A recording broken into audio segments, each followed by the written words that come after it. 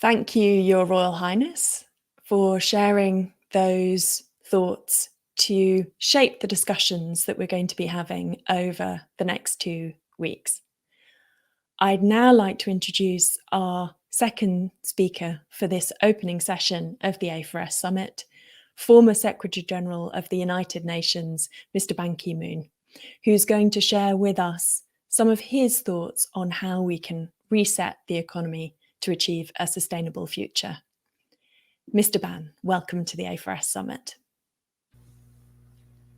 Your Royal Highness, you have for many decades been an insistent voice for nature and a great encourager for all of us to take action towards a future in which people and nature thrive.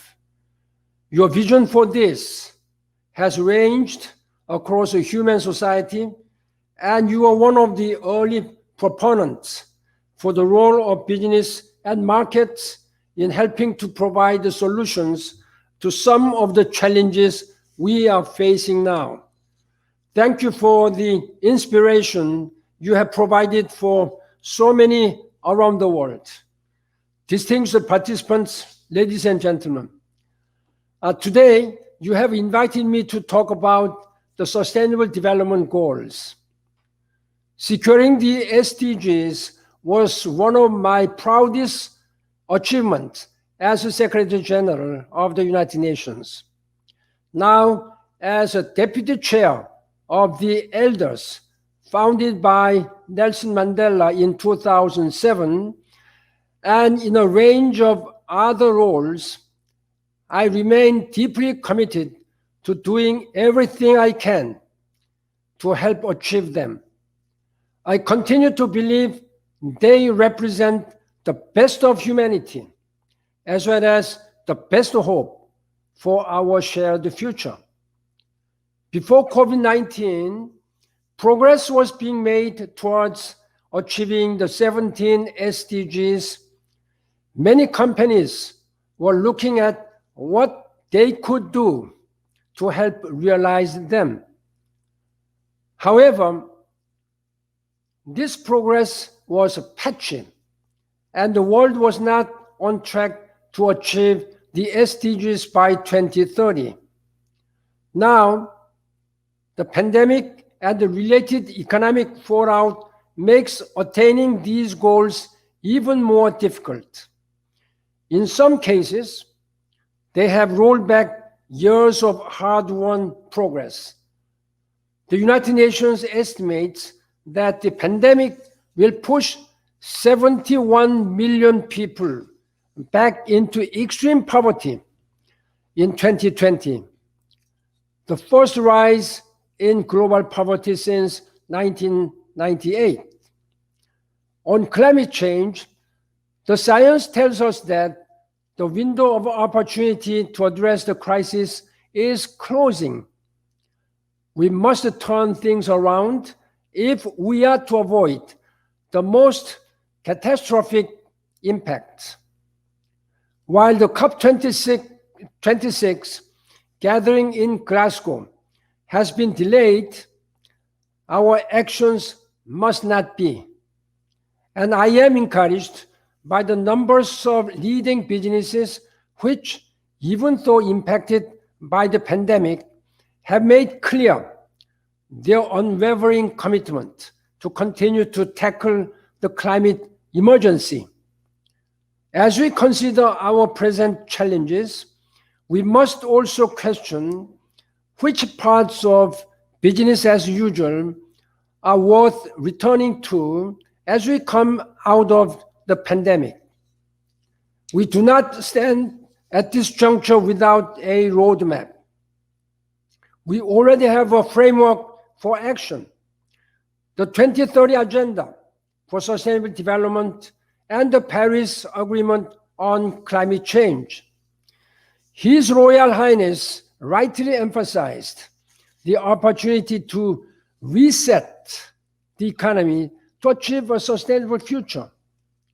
Now is our opportunity to make change happen by design.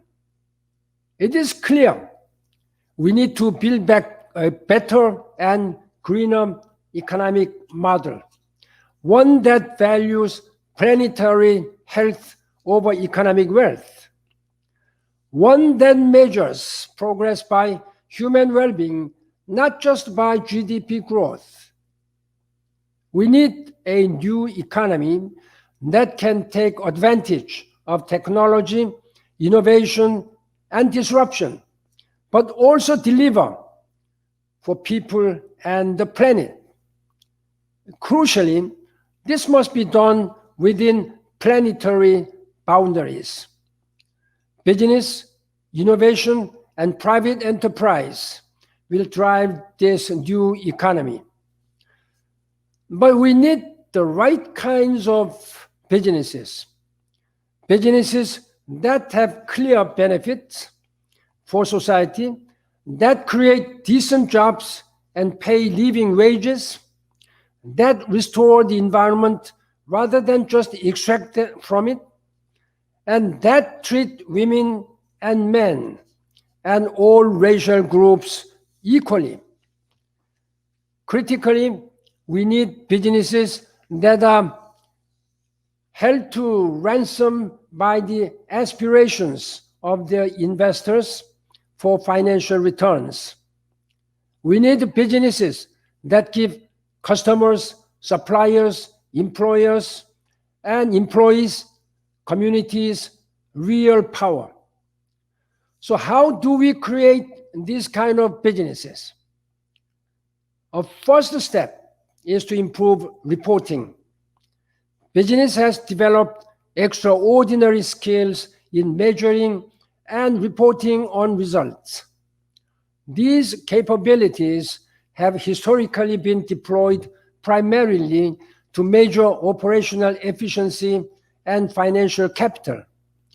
The challenge now is to apply this expertise to other forms of capital, such as human and natural capital. His Royal Highness touched on the work that is going on towards developing a globally accepted system of sustainability reporting using common metrics and standards. This can help companies demonstrate their values and their contributions to the SDGs in a comparable way. This is an exciting development.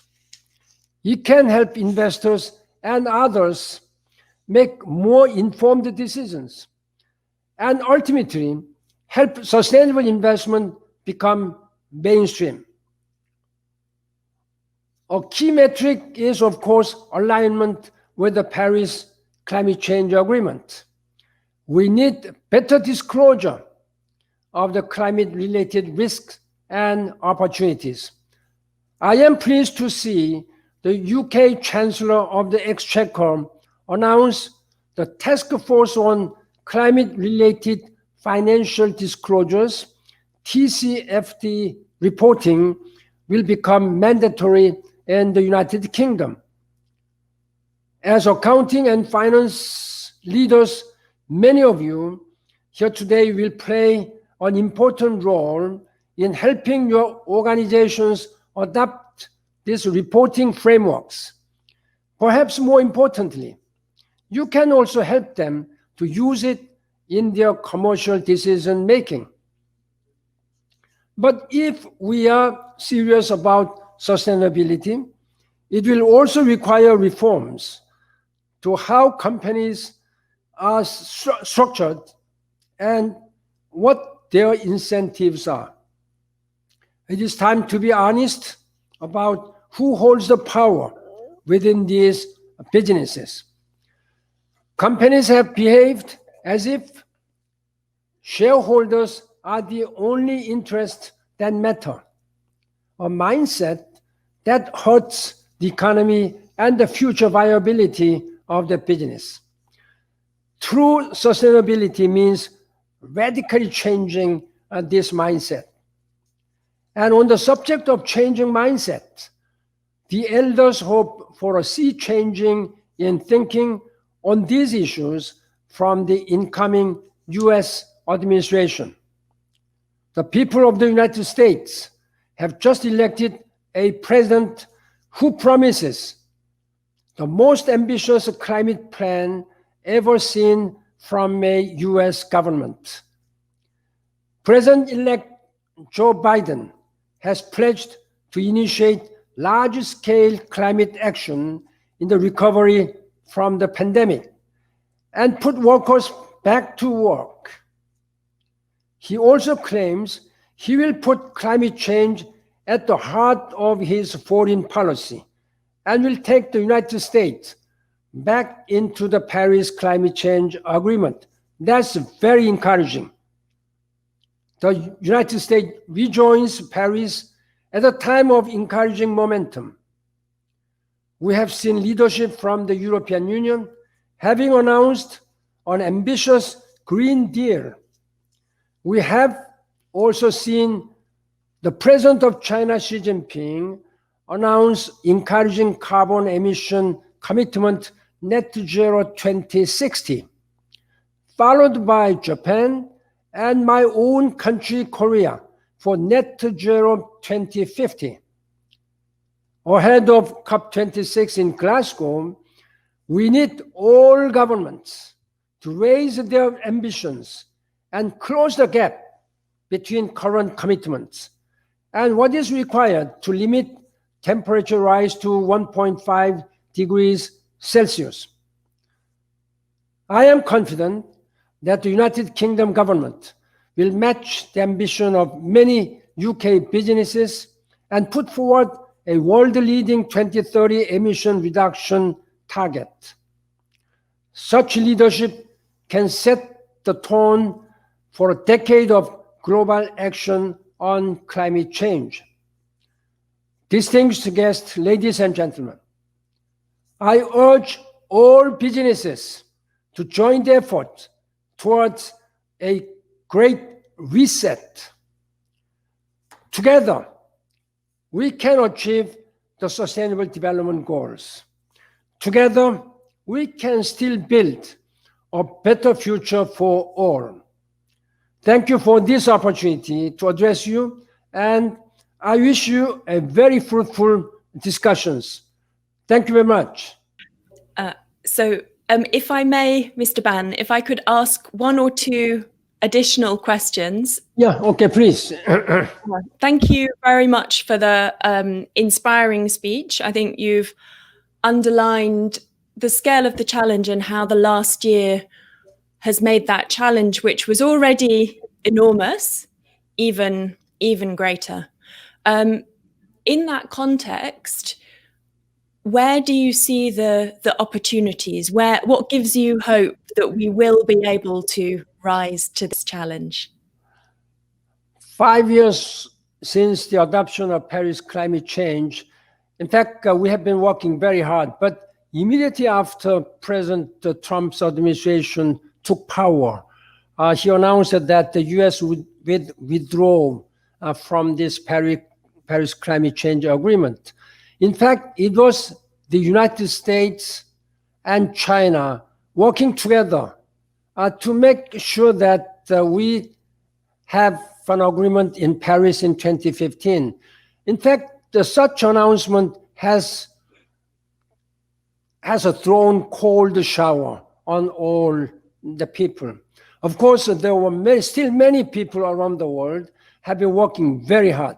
But first of all, we have not been able to mobilize the necessary financial support and technological support. It is the United States and European Union and Japan and OECD countries who have to provide such technological and financial support so that the developing countries would follow all this lead. Now that Joe Biden has announced that he will make sure that United States will come back on January 20th next year, that is very encouraging. One another issue was the lack of multilateral support. The multilateralism itself has been under direct threat and in disarray. European Union, United Kingdom, you have been working very hard, but it was still too much for just one European Union and other countries to follow all this. Now, with the 5 years now on, I think this is a high time that we resuscitate and renew our commitment and reinvent multilateralism. That's one very positive issue. I'm sure that, and I'm hopeful that beginning next year, and also with the successful outcome of Glasgow COP26, I'm sure that we will be able to garner momentum again. I have been meeting with UK government leaders, including Foreign Secretary Dominic, as well as Development Secretary, who is going to be the chairman of the Glasgow COP26, Alok Sharma in Korea. And I was very much encouraged by such very heightened and strong political will. I think political will is very important. Now we're going to have this political will. Now question is, how do we mobilize the necessary tools and resources? First, we have to mobilize $100 billion, as was agreed in Paris, by 2020. But we have not yet reached $100 billion. Then from next year, we have to mobilize $100 billion every year to really make sure that the developing country would be able to mitigate and adapt. This is what I'm going to tell you. And one encouraging signal from the United States is that Joe Biden may convene some certain summit meeting. And there are a series of some international gatherings. First will come in January, on January 25th in Amsterdam, Netherlands, that there will be a global adaptation summit meeting, global adaptation summit meeting. I'm going to be the chairman of this together with Prime Minister Mark Rutte of the Netherlands. And this is going to be a virtual summit. And I'm sure that the UK has confirmed Prime Minister Boris Johnson and Prime Minister Chancellor Angela Merkel and many others have already confirmed. And there is going to be another important gathering, will be a P4G summit meeting, which will be held in Seoul, Korea in late May. And immediately after that, there will be a ASEM summit meeting, Asia-Europe summit meeting, which will be held in Cambodia in early June. And we must use all these important high-level summit meetings to really raise the ambition level. This is very important at this time. I'm very hopeful. So let's hope for the best again at the time of Glasgow COP26.